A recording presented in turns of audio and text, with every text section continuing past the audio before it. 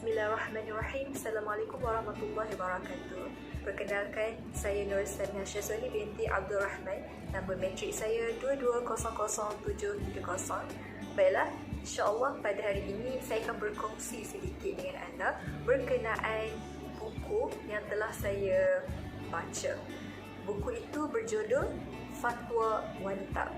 Baiklah, buku ini membincangkan dan menjawab persoalan yang menjadi tanda tanya dalam kalangan masyarakat, iaitu antaranya ialah perbincangan berkenaan hukum wanita menziarahi lelaki dan hukum lelaki menziarahi wanita ketika sakit bukan mahram, hukum bersalaman antara lelaki dan wanita yang bukan mahram, serta hukum bagi syarat-syarat sekiranya wanita bekerja di luar rumah.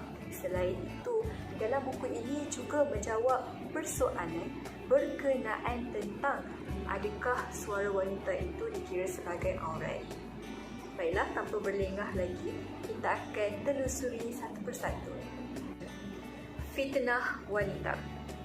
Direkodkan oleh Imam Al-Bukhari bahawa baginda Rasulullah SAW telah berpesan bahawa tidak ada fitnah yang lebih dahsyat selepas ketiadaanku melainkan fitnah wanita.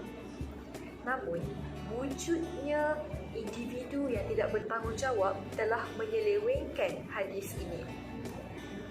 Mereka telah berpendapat bahawa fitnah wanita merujuk kepada segala bentuk musibah, bencana seperti kelaparan, ketakutan, kefakiran dan kemiskinan.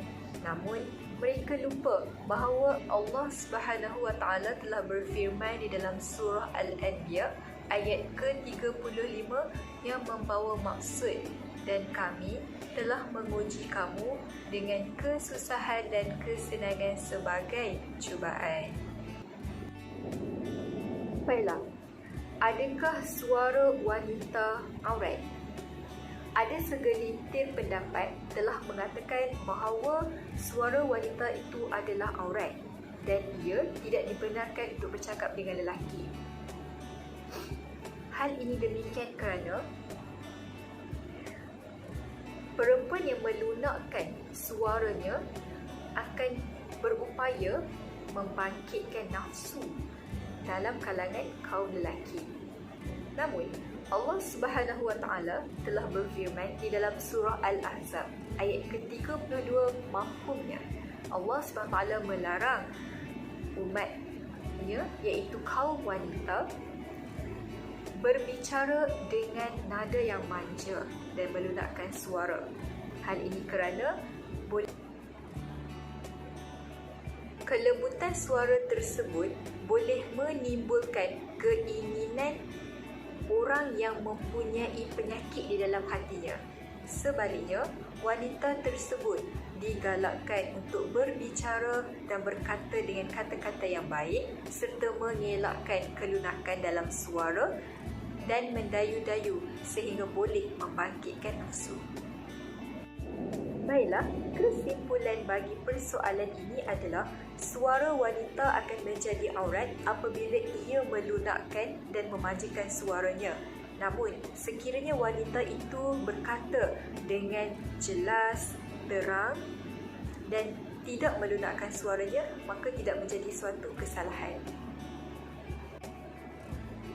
Baiklah, kita akan teruskan lagi dengan hukum lelaki melihat wanita dan wanita melihat lelaki. Dalam persoalan ini wujudnya dua kaedah. Yang pertama ialah hukum di mana membolehkan boleh melihat antara satu sama lain apabila ingin menjalankan sesuatu rawatan bagi tujuan untuk kesembuhan daripada penyakit. Namun, hukum yang tidak membolehkan adalah apabila melihat antara satu sama lain sehingga boleh menimbulkan fitnah, maka tidak dibolehkan. Jadi dapat difahami bahawa wanita dan lelaki itu haruslah menundukkan pandangan supaya dapat mengelakkan daripada berlakunya fitnah. Baiklah, Bab keempat ialah berkenaan ikhtilat antara lelaki dan wanita. Menurut Syekh Yusuf Al-Qaradawi telah menjelaskan bahawa hukum pertemuan antara lelaki dan wanita adalah tidak haram dan dibenarkan di sisi hukum syarak sekiranya pertemuan tersebut membawa ke arah kebaikan.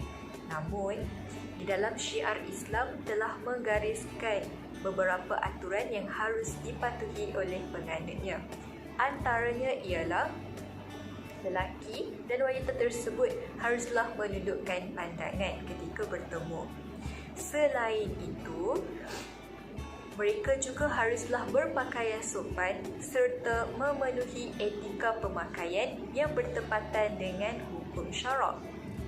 Di samping itu, kaum wanita juga dilarang untuk berhias secara berlebih-lebihan ataupun memakai wangi-wangian.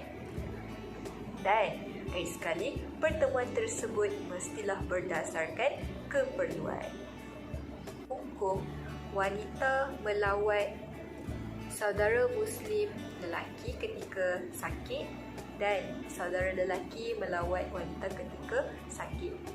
Baiklah, Islam tidak melarang sekiranya seorang wanita itu ingin menziarahi saudara Muslim yang sakit. Namun, Islam telah meletakkan syarat-syarat yang harus dipatuhi.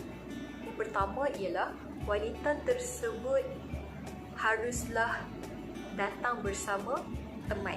Ini bermakna ia tidak perlu berseorangan kerana dikuatiri boleh menimbulkan fitnah. Selain itu, wanita itu juga tidak boleh bersolek secara berlebih-lebihan.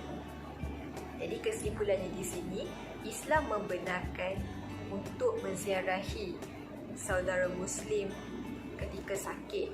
Namun, haruslah mematuhi aturan yang telah ditetapkan dalam syarak.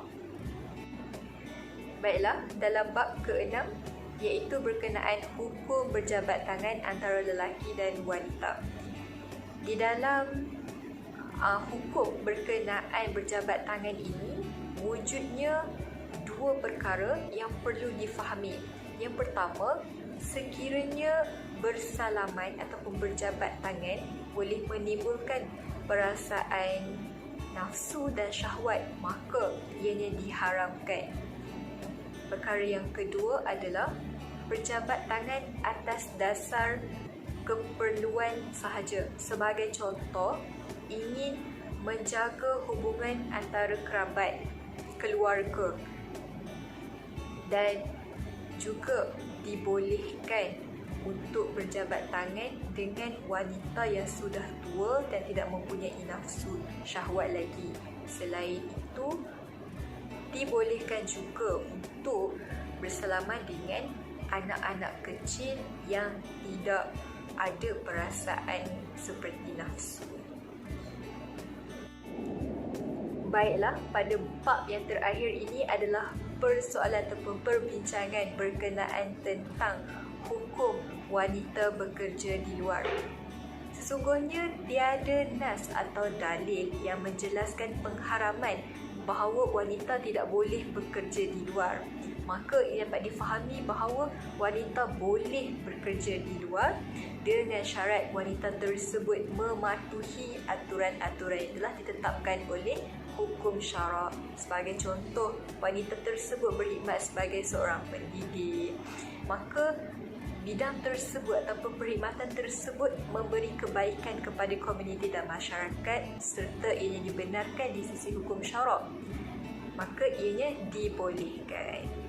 Sekian, itu sahaja daripada saya. Terima kasih.